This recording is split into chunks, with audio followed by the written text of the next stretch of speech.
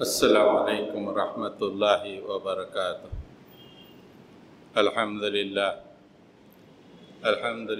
نحمدہ ونستعینہ ونستغفرہ ونؤمن بہ ونتوکل علیہ ونعوذ باللہ من شرور انفسنا ومن سیئات اعمالنا من یهد اللہ فلا مضل له ومن یضلل فلا ہادی له ونشهد أن لا إله إلا الله وحده لا شريك له ونشهد أن محمدًا عبده ورسوله أرسل بالحق بشيرا ونذيرا وداعيا إلى الله بإذنه وسراجا منيرا اللهم صل على محمد وعلى آل محمد كما صليت على إبراهيم وعلى آل إبراهيم إنك حميد مجيد اللهم بارك على محمد وعلى آل محمد كما باركت على إبراهيم وعلى آل إبراهيم إنك حميد مجيد اما بعد۔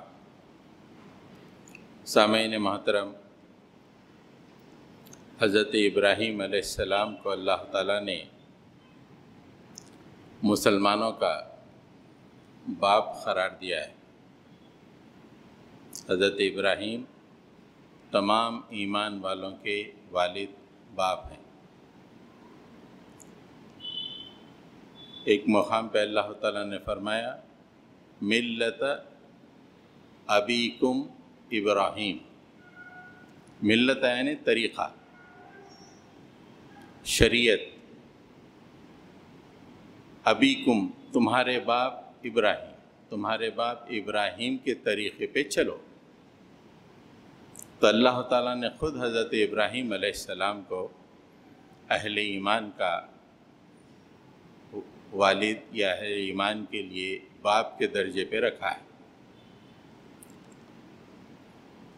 حضرت ابراہیم علیہ السلام کی شخصیت کے اندر بے پناہ اسباق موجود ہیں۔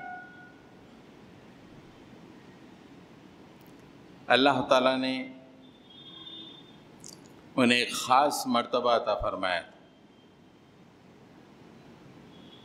ایک مقام پہ فرمایا وَاتَّخَذَ اللَّهُ إِبْرَاهِيمَ خَلِيلًا، اللہ تعالیٰ نے ابراہیم کو اپنا دوست بنایا۔ دنیا میں بہت سے لوگوں کے بارے میں کہہ سکتے ہیں کہ اللہ کے دوست ہیں،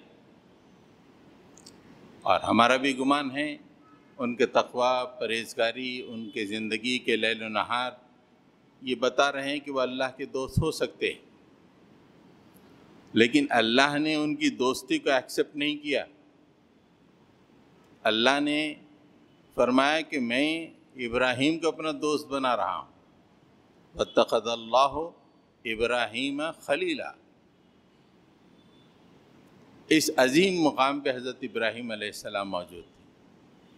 ایک اور مقام پہ حضرت ابراہیم علیہ السلام کے بارے میں اللہ تعالیٰ نے فرمایا کہ وہ ایک آدمی نہیں تھے۔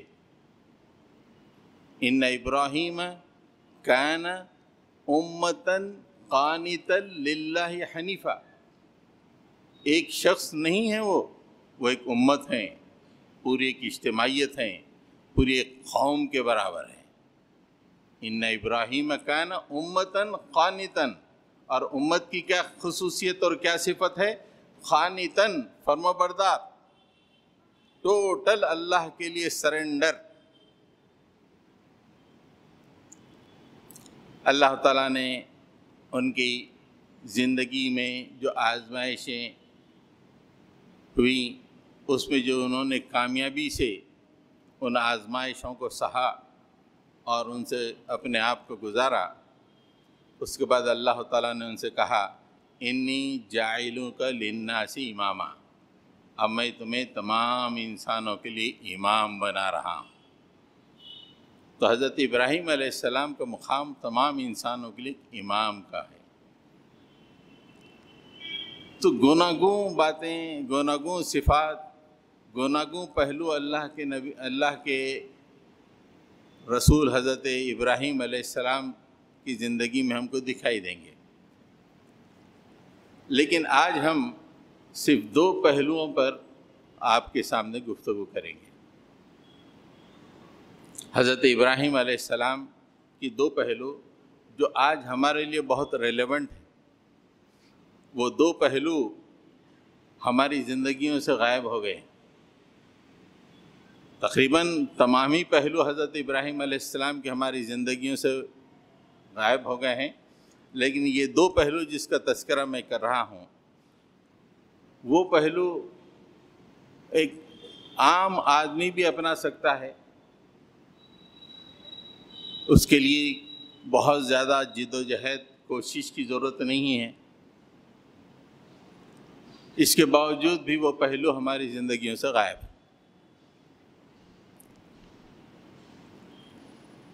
سورہ انعام میں اللہ تعالیٰ نے حضرت ابراہیم علیہ السلام کی زندگی کا وہ پہلو ہمارے سامنے رکھا ہے کہ آج سے 4000 سال پہلے حضرت ابراہیم علیہ السلام دنیا میں تشریف لائے، اور انہوں نے اس زمانے میں آسمان کے اجرام فلکی پہ جو غور و فکر کیا، اس کے بعد جو نتیجے پہ پہنچا حضرت ابراہیم علیہ السلام نے، اس کا اللہ تعالیٰ نے تذکرہ فرمایا۔ انسان کو اللہ تعالیٰ نے غور و فکر کی صلاحیتوں سے نوازا ہے، غور و فکر کی قوتیں عطا کی تاکہ وہ اپنے رب کو پہچانے، اپنے خالق کو پہچانے۔ جو آدمی غور و فکر نہیں کرتا وہ اپنے رب کو صحیح طور پہ پہچان نہیں سکتا۔ آج ہم اپنے رب کو کیسا پہچانتے ہیں؟ جیسے ہمارے چھوٹے بچے اپنے رب کو جیسے پہچانے ہیں، ہم بھی اپنے رب کو ویسے ہی پہچانتے ہیں۔ اس کی قدرتیں، اس کا مقام عالیہ، اس کی قاہرانہ قدرتیں، اس کی جبارانہ قدرتیں ہمارے ذہنوں سے اوجھل ہے۔ چھوٹا بچہ اللہ میاں جلاتا، بس یہی ہمارا تصور آج بھی ہے۔ بڑے ہو گئے ہیں، بس اتنا ہی تصور کہ اللہ جلاتا۔ اس کی کیا قدرتیں ہیں، یہ کائنات میں اس کی قدرتیں کیسی پھیلی ہوئی ہیں۔ آدمی ان کائنات کی قدرتوں پہ غور و فکر کر کے اس تک کیسے پہنچ سکتا ہے؟ یہ سبق حضرت ابراہیم علیہ السلام کی زندگی سے ہم کو ملتا ہے۔ ایسی قوم میں حضرت ابراہیم علیہ السلام پیدا ہوئے جو مشرک تھی، جہاں وہ بتوں کی پوجا کرتی تھی، وہاں چاند، ستارے اور سورج کی بھی پرستش کیا کرتی تھی۔ تو اللہ تعالیٰ نے حضرت ابراہیم علیہ السلام کی غور و فکر کو سورہ انعام میں جگہ دی ہے۔ اللہ تعالیٰ نے فرمایا، دیکھیے کہ غور و فکر کا سفر کیسے شروع ہو رہا ہے، الٹیمیٹلی وہ کہاں جا کے انتہا کو پہنچ رہا ہے۔ کس طرح حضرت ابراہیم علیہ السلام تمام معبودان باطل کی نفی کر کے اللہ تک پہنچتے۔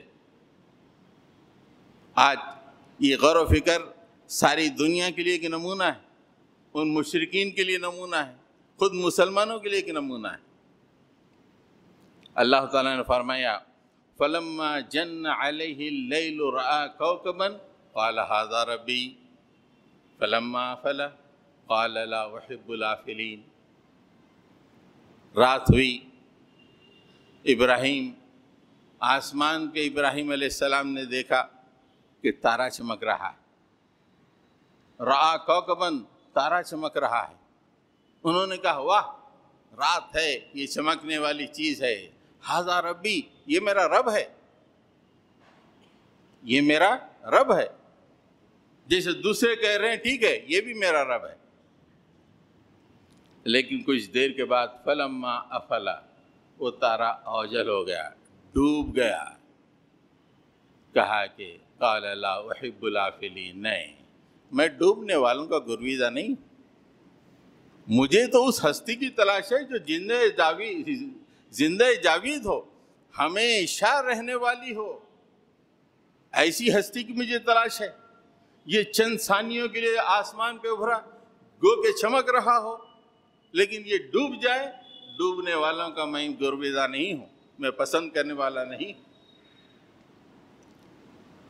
تارے کی خدائی کی حضرت ابراہیم نے نفی کر دی۔ پھر اس کے بعد اللہ تعالیٰ فرماتا ہے کہ فَلَمَّا رَأَى الْقَمَرَ بَازِغًا قَالَ هَذَا رَبِّي فَلَمَّا أَفَلَ قَالَ لَئِن لَّمْ يَهْدِنِي رَبِّي لَأَكُونَنَّ مِنَ الْقَوْمِ الضَّالِّينَ قَالَ لَئِن لَّمْ يَهْدِنِي رَبِّي لَأَكُونَنَّ مِنَ الْقَوْمِ الضَّالِّينَ۔ جب انہوں نے آسمان پہ چمکتے ہوئے چاند کو دیکھا، ارے یہ کیا زبردست چمک رہا ہے، اور رات میں پوری فضاؤں کو روشن کر دیا ہے، ہذا ربی، یہ میرا رب ہے،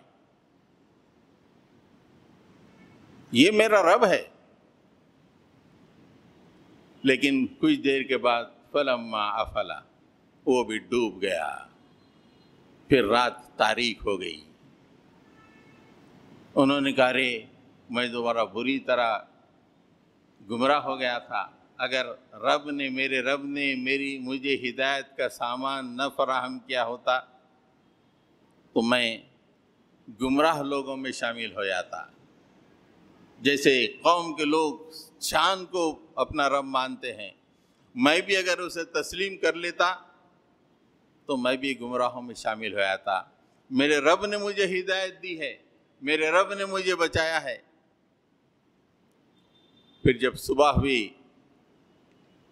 غور و فکر جاری ہے، تلاش جاری ہے، ایک الہ کی تلاش جو زندہ جاوید ہو، جو ڈوبنے والا نہ ہو، جو کائنات کے لیے مدبر الامر ہو، ایسے خدا کی تلاش ہے۔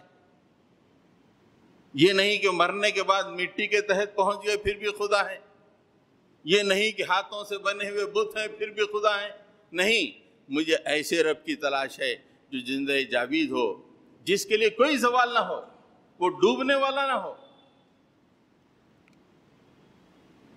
فَلَمَّا رَأَى الشَّمْسَ بَازِغَةً قَالَ هَذَا رَبِّي هَذَا أَكْبَرُ۔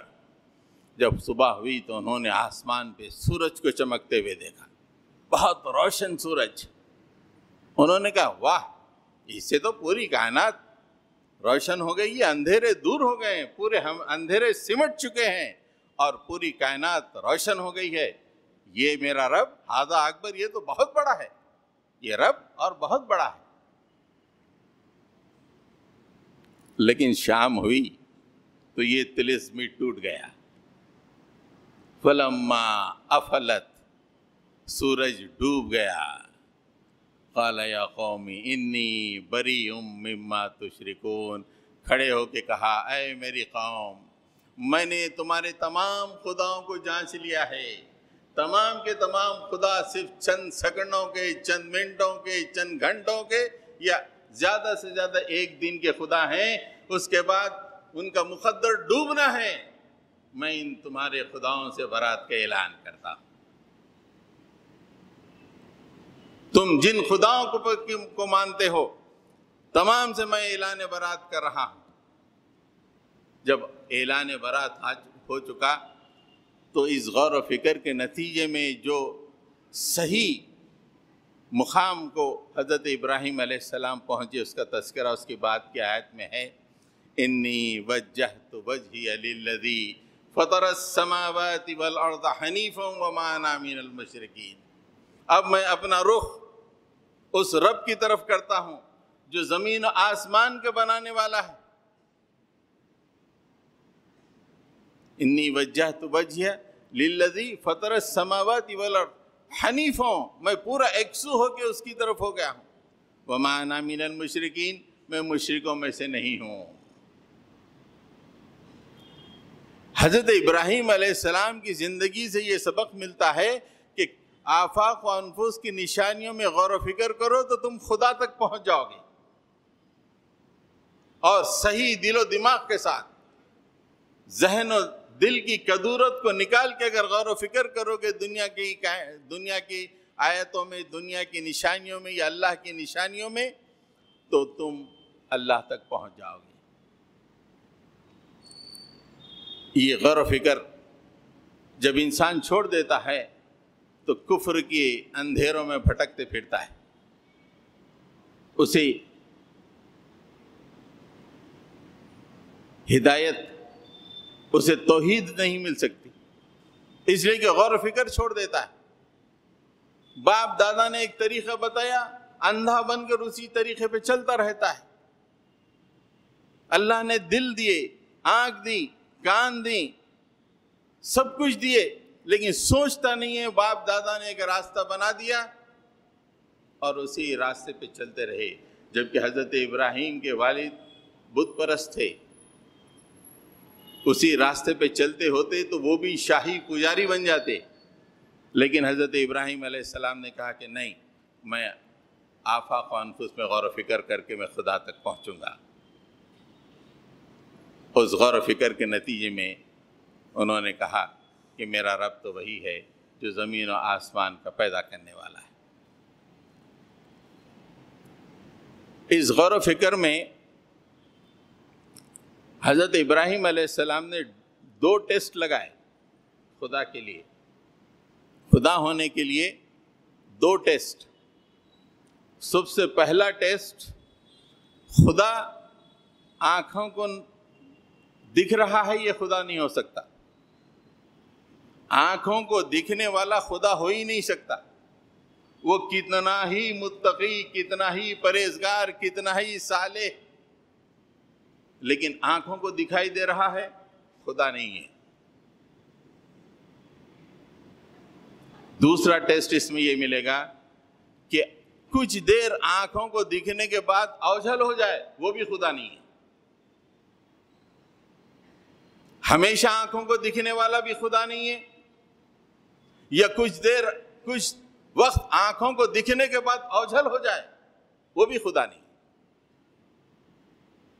جیسے بت ہے، جب دیکھو دکھائی دے رہے ہیں، آنکھوں کو دکھائی دے رہے ہیں، وہ خدا نہیں ہو سکتے۔ سورج 12 گھنٹے دکھائی دے رہا ہے، اس کے بعد اوجھل ہو جائے گا، یہ خدا نہیں ہو سکتا۔ تارا 2-3 گھنٹے آسمان پہ چمکے گا اور غائب ہو جائے گا۔ یا تو 100% دکھائی دینے والا، یا تھوڑے وقت کے لیے بھی آنکھوں کو دکھائی دے اوجھل ہو جائے، وہ خدا ہو نہیں سکتا۔ اسی بنیاد پہ اگر ایک شخص انتہائی متقی ہو، 40 سال عشاء کے وضو سے فجر کی نماز پڑھا ہوا ہو، لیکن 60 70 80 سال کے بعد جب وہ دنیا سے رخصت ہو جائے، لوگ اسے خبر میں ڈال دیں اور اوجھل ہو جائے، وہ خدا کیسے ہو سکتا ہے؟ یہ بہت بڑا ٹیسٹ ہے ان لوگوں کے لیے بھی جو ان کے دلوں میں ایمان نہیں ہے، کہ بھئی جو چیزیں تم کو آنکھوں کو دکھائی دے رہی ہیں وہ خدا ہو نہیں سکتی۔ اور وہ لوگ جو ایمان کا دعویٰ کر رہے ہیں لیکن پھر بھی شرک کر رہے ہیں، ان کے لیے بھی حضرت ابراہیم کے اس اسوے میں یہ بات موجود ہے کہ دیکھو 70-80 سال یہ لوگوں کو دکھائی دیے، اس کے بعد اوجھل ہو گئے، خدا کیسے ہو سکتے؟ تم ہی نے خود اپنے ہاتھوں سے مٹی میں دبایا، یہ خدا کیسے ہو سکتے؟ یہ تمہاری دعاؤں کا جواب کیسے دے سکتے؟ تو حضرت ابراہیم علیہ السلام کی زندگی میں جو پہلا سبق یہ ہے کہ آدمی کو غور و فکر کرتے رہنا چاہیے۔ غور و فکر کے راستے کو چھوڑ کر اگر باپ دادا کے طریقے پہ چلتے رہیں تو اس کی انتہا جہنم ہے۔ باپ دادا کے طریقے کی انتہا، اگر باپ دادا کا طریقہ اللہ اور اس کے رسول کے طریقے سے میل نہ کھاتا ہو، اگر باپ دادا کے طریقے پہ آدمی کوئی چل رہا ہو، اس کی انتہا جہنم۔ حضرت ابراہیم ایک مشرک باپ کے پیٹ میں پیدا ہوئے، لیکن انہوں نے غور و فکر کیا اور کہا کہ تمام خدا بیکار ہے، میں انہیں نہیں مانوں گا، میرا خدا تو وہی ہے جو آسمان اور زمین کا پیدا کرنے والا ہے، اور میں 100% اس کے لیے اپنے آپ کو سونپ دیتا۔ اللہ نے تمام انسانوں سے یہی مطالبہ کیا ہے کہ ہماری آیتوں پر، ہماری نشانیوں پہ غور و فکر کرو، اور تم کو واضح ہو جائے گا کہ خدا تو میں ہی ہوں، میرے سوا کوئی دوسرا خدا نہیں ہے۔ ہاں تمہارے دل میں کجی ہے یہ اور بات ہے، لیکن اگر تم آسمان و زمین کی نشانیوں میں غور و فکر کرو اور صاف دل کے ساتھ غور و فکر کرو تو تم ایک اللہ کو پا جاؤ گے۔ سورہ نمل میں اللہ تعالیٰ نے 5 سوالات کیے ہیں، بڑے انٹرسٹنگ سوالات ہیں، جہاں سے 20ویں پارے کی شروعات ہو رہی ہے، اور اس میں یہی جو آنکھوں کو جو چیزیں دکھائی دے رہی ہیں اس کا تذکرہ کرتے ہوئے فرماتے ہیں کہ ذرا غور و فکر کرو ان پر، اور اتنے بیوٹیفل سوالات ہیں۔ امن خلق السماوات والارض وانزل لكم من السماء ماء فانبتنا به حدائق ذات بهجة ما كان لكم ان تنبتوا شجرها اإله مع اللہ۔ امن کون ہے زمین و آسمان کی تخلیق کیا ہے؟ یہ بت 2 فٹ کا، 4 فٹ کا، 10 فٹ کا جو تم اپنے ہاتھوں سے بناتے ہو، اس نے ان آسمان و زمین و آسمان کی تخلیق کا کام انجام دیا ہے؟ بتاؤ کون زمین و آسمان کی تخلیق کا کام انجام دیا ہے؟ وَأَنزَلَ لَكُم مِّنَ السَّمَاءِ مَاءً، کون ہے جو آسمان سے تمہارے لیے بارش برساتا ہے، اور کون ہے اس بارش کے ذریعے سے تمہارے لیے بہترین باغات کو مہیا کرتا ہے؟ اور تم اپنے باغوں کے پیڑوں کو دیکھو، ان کا اگانا تمہارے ہاتھ میں نہیں ہے۔ مَا كَانَ لَكُمْ أَن تُنبِتُوا شَجَرَهَا، ہاں میرے پاس ایک آم کا باغ ہے، کیا کیا تم نے؟ کیا ان باغوں کو تم نے، ان پیڑوں کو تم نے اگایا؟ اس کا اگانے والا کون ہے؟ اللہ نے فرمایا کہ دیکھو آسمان و زمین پہ غور و فکر کرو، بارش کے نظام پہ غور و فکر کرو، تمہارے اپنے باغوں پہ غور و فکر کرو، تمہاری اپنی کھیتیوں پہ غور و فکر کرو، اور بتاؤ اِلٰہٌ مع اللہ، اللہ کے سوا کوئی اور بھی ہے جو یہ کام کر سکتا ہے؟ بتاؤ۔ جو حضرت ابراہیم علیہ السلام نے غور و فکر کیا، اس کو اللہ تعالیٰ نے ایک کوشچن کے طور پہ انسانوں کے سامنے پیش کر دیا۔ دیکھو بتاؤ، تمہاری اپنی آنکھوں سے دیکھو، آسمان کو دیکھو، زمین کو دیکھو، بارش کے نظام کو دیکھو، کھیتیوں کو دیکھو، باغات کو دیکھو، اور مجھے بتاؤ کہ اللہ کے سوا کوئی اور بھی ہے جو یہ کام انجام دیا ہے؟ اس کے بعد ایک اور ہی بھی امپورٹنٹ کوشچن ہے۔ 5 کوشچن ہے، میں 2 یا 3 کوشچن آپ کے سامنے رکھوں گا۔ امن جعل الارض قرارا وجعل خلالها انہارا وجعل لها رواسي وجعل بين البحرين حاجزا اإلہ مع اللہ۔ ارے اس زمین کو جائے قرار، رہنے کے لیے مناسب جگہ کس نے بنائی؟ اتنی زبردست زمین جو پھیلی ہوئی ہے، تم اپنے مکانات بناتے ہو، وہاں پہ کھیتیاں کرتے ہو، اس زمین پہ تم قبضے کرتے ہو، اس زمین کو پھیلایا کس نے؟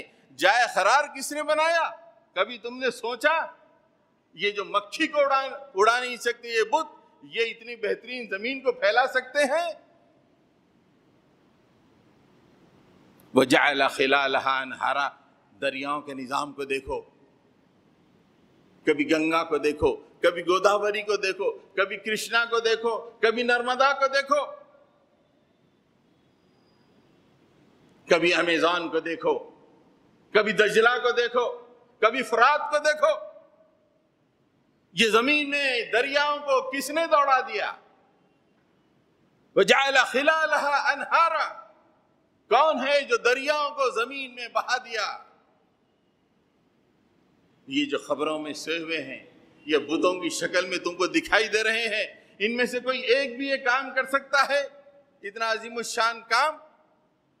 وَجَعَلَ لَهَا رَوَاسِيَ، کیسے پہاڑ ہم نے اس زمین میں گاڑ دیے، ہمالیہ جیسے پہاڑ، چھوٹے پہاڑ، بڑے پہاڑ ہم نے اس زمین میں لگا دیے۔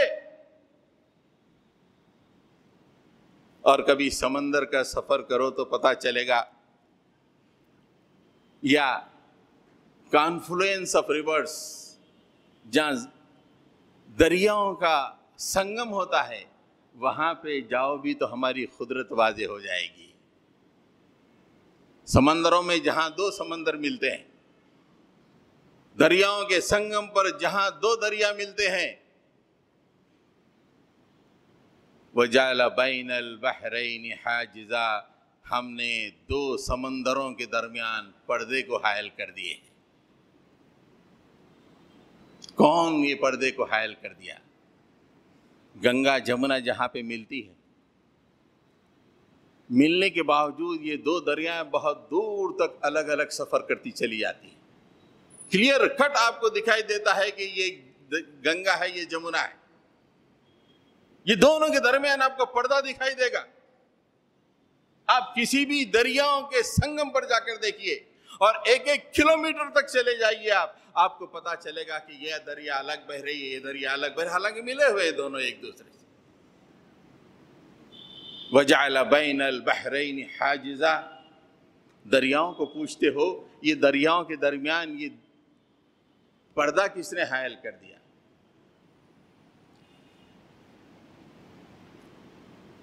کبھی یوٹیوب پر بہت سارے لوگ یوٹیوب پہ فالتو چیزیں دیکھتے ہیں، کچھ خدا کے قدرتوں کو بھی دیکھ لیا کیجیے۔ جہاں اٹلانٹک اور پیسفک اوشنز ملتے ہیں، آپ دیکھیے، مالیے یوٹیوب پہ اٹلانٹک اینڈ پیسفک اوشنز، آپ دیکھ کے آپ کی عقل دنگ اور حیران رہ جائے گی کہ باضابطہ ایک لکیر دونوں کے درمیان دکھائی دے گی، ایک طرف بلیک پانی، ایک طرف گرین پانی، حالانکہ دو سمندر ملے ہوئے ہیں اور دونوں کے درمیان ایک لکیر آپ کو دکھائی دے گی۔ وَجَعَلَ بَيْنَ الْبَحْرَيْنِ حَاجِزًا، یہ دو سمندروں کے درمیان یہ پردہ کس نے حائل کر دیا؟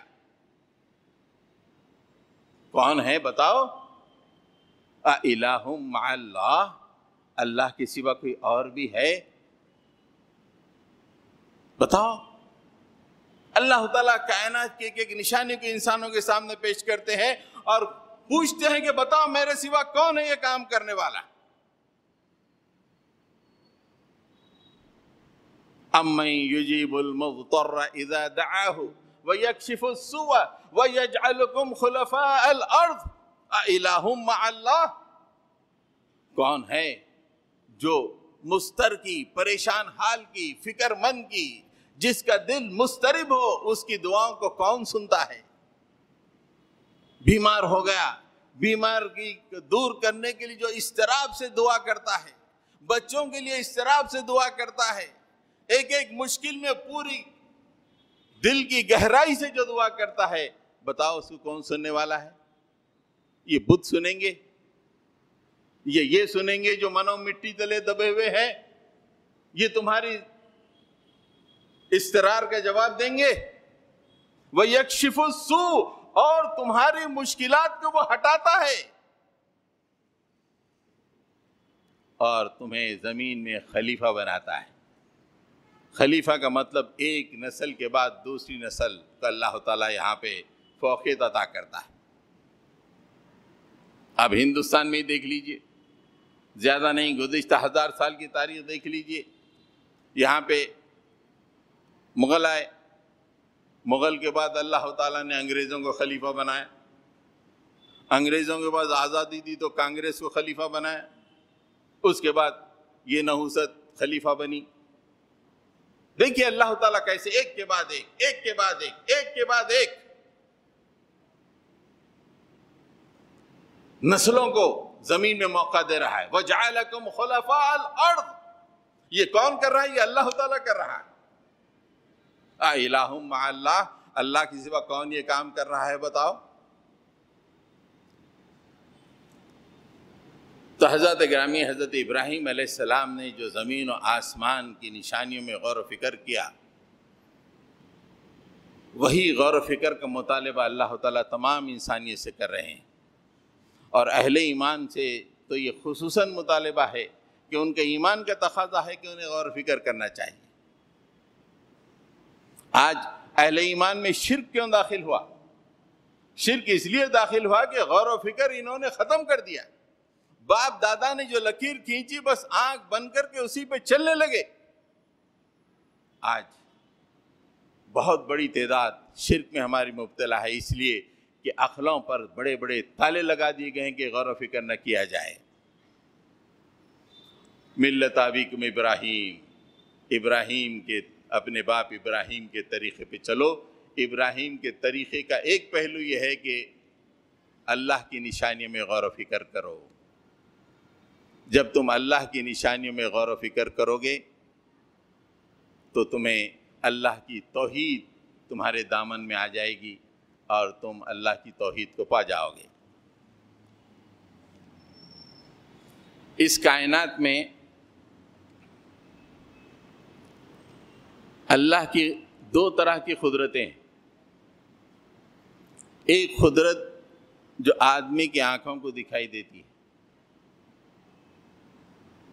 اور ایک قدرت ہے مخفی، چھپی ہوئی.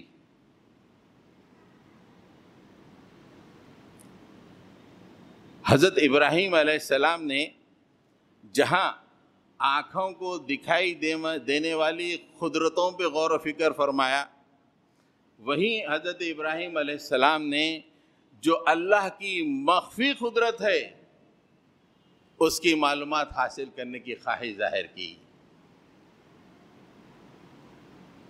مخفی جو انسان جس کے بارے میں جانتا نہیں ہے. اذ قال ابراہیم ربی ارنی کیف تحیی الموتى، جب ابراہیم نے اپنے رب سے کہا مالک میں دیکھنا چاہتا ہوں تو مردوں کو کیسے زندہ کرتا ہے. یہ مردوں کو زندہ کرنے کی جو قدرت اللہ تعالیٰ کی یہ مخفی قدرت ہے. حضرت ابراہیم علیہ السلام نے اللہ سے کہا کہ مالک مجھے وہ مخفی معلومات بھی عطا فرما دے. اس میں اہل ایمان کے لیے بہت بڑا سبق ہے. آج ہم دیکھتے ہیں کہ سائنس اتنی ترقی کر چکی ہے. یہ سائنس اتنی ترقی کیسے ہوئی، کیسے اس کی ترقی ہوئی؟ آپ اندازہ لگائیں. اللہ تعالیٰ کی جو قدرتیں مخفی ہیں اس پہ انسان نے غور و فکر کیا، آج اس مقام پہ پہنچا. یہ حضرت ابراہیم علیہ السلام کی لیگیسی ہے. انہوں نے کہا کہ مالک میں وہ چیز جو قدرتیں مخفی ہیں وہ جاننا چاہتا ہوں. آج جبکہ اللہ نے حضرت ابراہیم علیہ السلام سے کہا کہ یہ تمہارے باپ ہیں، اہل ایمان سے کہا کہ یہ تمہارے باپ ہیں حضرت ابراہیم علیہ السلام، لیکن امت مسلمہ اللہ تعالیٰ کی ان مخفی قدرتوں پہ غور و فکر کرنے کے لیے تیاری نہیں. کھائے پیے پڑھائی کرے تو کچھ اچھی نوکری کر لیے، دین کا کام ایک آدھ تقریر کر لیے، ایک آدھ اجتماع کنڈکٹ کر لیے، چل لیے. یہ کائنات، اس کی مخفی قدرتیں جس کے ذریعے سے انسان اللہ تک پہنچ سکتا ہے. مسلمانوں کی گزشتہ 500 سالہ تاریخ یہ بتا رہی ہے کہ یہ صرف کھائے اور سوئے، اللہ تعالیٰ کی مخفی قدرتوں پہ انہوں نے غور و فکر ہی نہیں کیا. آج ہمارے ہاتھ میں پورا گلوب سیل فون کی شکل میں موجود ہے. یہ ہمارے ہاتھ میں کیسے آ گیا؟ لوگوں نے غور و فکر کیا اللہ کی مخفی قدرتوں پر. وہ کون سی چیزیں ہیں جو اللہ تعالیٰ کی مخفی قدرتیں ہیں، اور اس پہ کنٹرول حاصل کیا. ان لہروں پہ کنٹرول حاصل کیا، ان شعاعوں پہ کنٹرول حاصل کیا اور اس کی معلومات حاصل کی، اس پہ کنٹرول حاصل کیا. اور آج امریکہ میں بیٹھیے، آپ کے ہاتھ میں معلوم ہو جائے گا کہ آپ کا بچہ امریکہ میں کیا کر رہا ہے. آج سے 60 70 50 سال پہلے یہ معاملہ کیوں نہیں تھا؟ اس وقت یہ علم، اللہ کی یہ قدرت مخفی تھی. آج بڑے بڑے دواخانے کھلے ہوئے ہیں، ایک سے ایک علاج ہو رہا ہے. اس وقت انسانی جسم کی یہ جو باتیں ہیں، جو اسرار ہیں، وہ مخفی تھے، لوگ جانتے نہیں تھے، لیکن لوگوں نے اس پہ غور و فکر کرنا شروع کیا، ایک ایک چیز پہ غور و فکر کیا۔ آج ایک ایسی زبردست میڈیکل سائنس وجود میں آ گئی،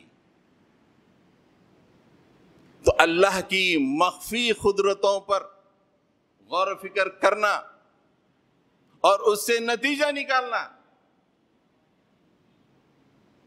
یہ دراصل اشارہ ملتا ہے حضرت ابراہیم علیہ السلام کی زندگی سے۔ آج اس کو ہم چھوڑ دیے، بہت بڑے انجینئر ہیں، ٹاپ بھی کیے، کیا کر رہے ہیں؟ لاکھ روپے تنخواہ، 1.5 لاکھ روپے تنخواہ پہ پیٹ پال لے رہے ہیں۔ اللہ کی قدرتیں کدھر ہیں؟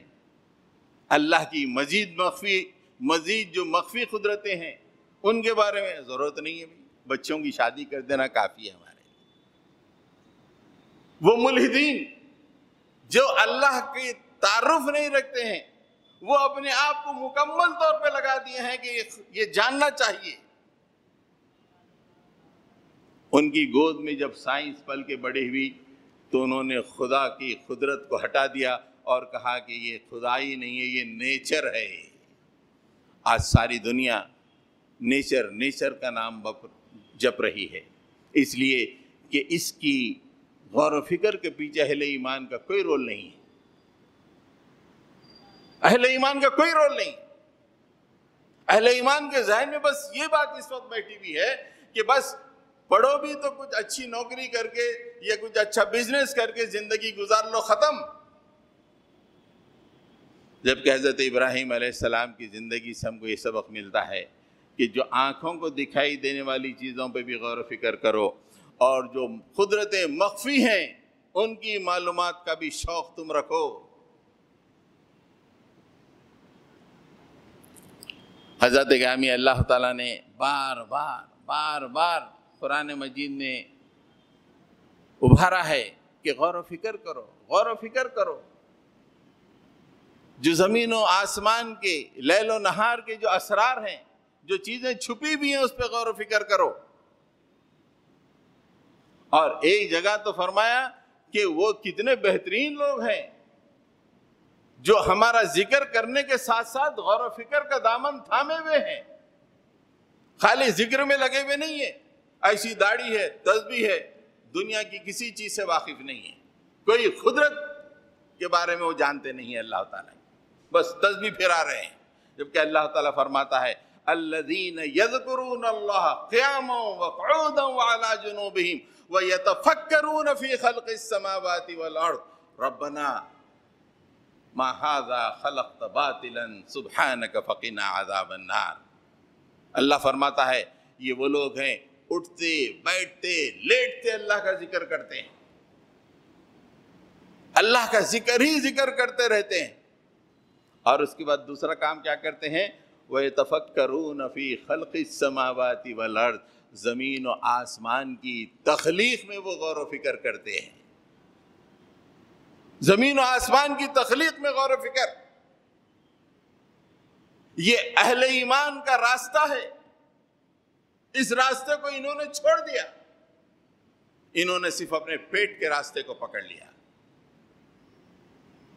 تف ہے، علم کو چند کوڑیوں کے عوض بیچ رہے ہیں۔ علم اس لیے ہوتا ہے کہ چند کوڑیاں حاصل کی جائیں، پیٹ پالا جائے، ایک گھر بنا جائے، یہ علم کی تحقیر ہے، تحقیر۔ علم کی عظمت یہ ہے کہ اس کے ذریعے سے اللہ تک پہنچا جائے، انسانیت کو ایک میسج دیا جائے، اللہ کی توحید بیان کی جائے اس علم کے ذریعے سے۔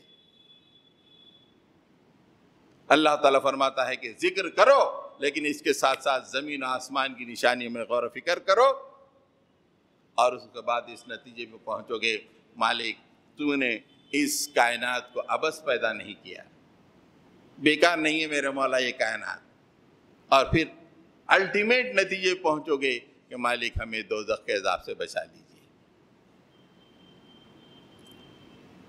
تو آج اللہ کی قدرتوں پہ غور و فکر ملحدین کے ہاتھ میں چلا گیا ہے،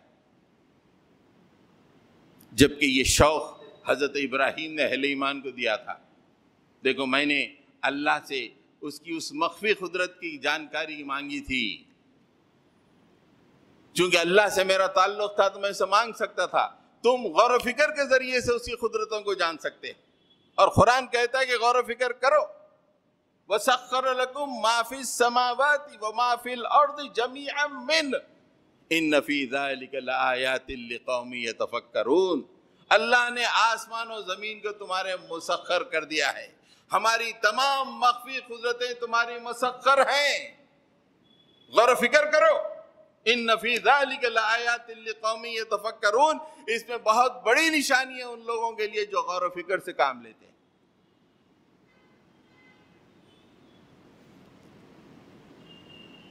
آج کل ہمارا غور و فکر بہترین کیٹرر کون ہے، بہترین شادی خانہ کون ہے، یہاں تک ہمارا غور و فکر ہے۔ 10 سال ٹیسٹ بڈس کے معاملے میں ہم اتنے آگے ہو گئے ہیں، لیکن وہیں خدا کی قدرتوں پہ غور و فکر میں اتنے ہی پیچھے۔